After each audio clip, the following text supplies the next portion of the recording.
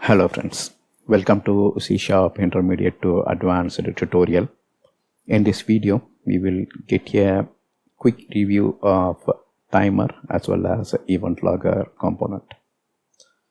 In our previous videos in this series, we used the timer as well as EventLogger both. So here we will get a quick review of both the component.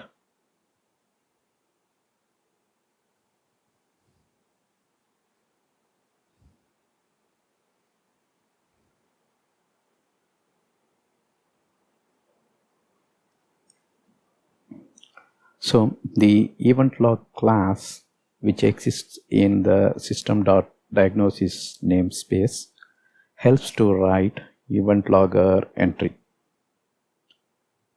So we can directly make use of EventLog class and start writing the EventLogger entry.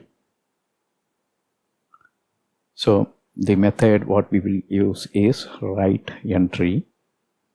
The write entry method of EventLog class will add an entry to the Windows EventLogger. Right. So system.diagnosis, that's the namespace we will include. We will use EventLog class. We will make a call to write entry method and we can write entry into the Windows EventLogger.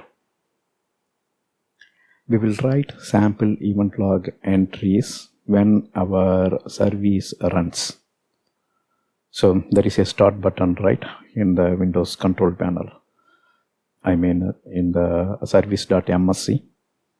You can pick a specific service and you can start and stop it, right? So once you start the service, you will see some sample EventLog entries pushed into the Windows EventLogger. So it will be pushed periodically. So for that we will use timer class, which is available in the system.threading namespace. Using the timer class, we can run a specific task periodically.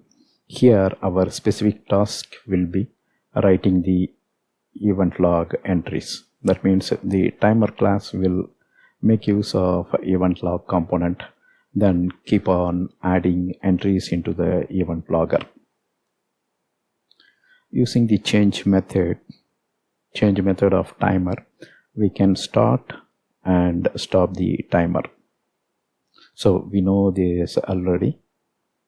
In our example, when Windows service starts, it starts the timer. Since it starts the timer will run periodically. Since the timer runs periodically, on each periodic runtime, it will make an Windows EventLogger entry. When user stops the service, timer also will stop. When timer stops, the ticker or the periodic run of specific code will also get stopped. So if that gets stopped, then we won't write entry into the Windows EventLogger. So the net effect is, once the service is stopped, Windows EventLog will not get any request to write the entry. Once you start the timer, then you will start seeing entries get added periodically. So that's what we will see here. In real world, this scenario will definitely change and it will be more specific to the service that is required for your application. You can monitor a specific application for memory leak, or you can do some other service like a logging stuff. All the stuff you can do with the Windows service. Or just by looking at the service in the service control panel, you can know for what need they are running all those services. There means the service creators. So that will give you an idea of the need for service. Alright, here also there is no demo, and from next video onwards we will start the project and create the service. Thank you for watching. Bye.